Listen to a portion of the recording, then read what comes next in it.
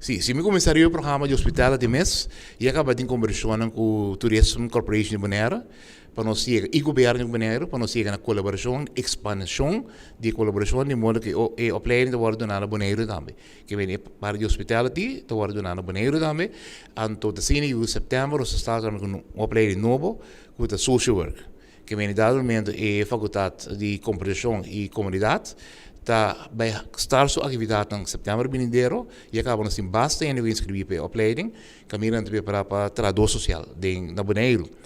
e nós ativamente acaba com a faculdade jurídico que nós preparamos também uma de Bonaire mês em parte jurídico de modo que nós também por vir jurista e sim, grado no terreno. A ideia de USAID para conjuntamente ajudar a criar capacidade de nós islas. Bonaire da parte de nós, anche que vem de pouco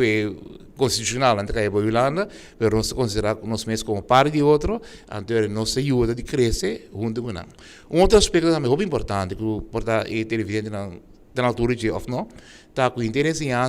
de fundeste, então o primeiro onderwijs. E também nós ativos, nós preparamos docente para o primeiro onderwijs, tem um projeto de quebracha, que está conjuntamente todo o país, de Reino, de Islândia Gibana, está junto para chegar o maestro caribense. O maestro que está educado de maneira que está feito nossa necessidade.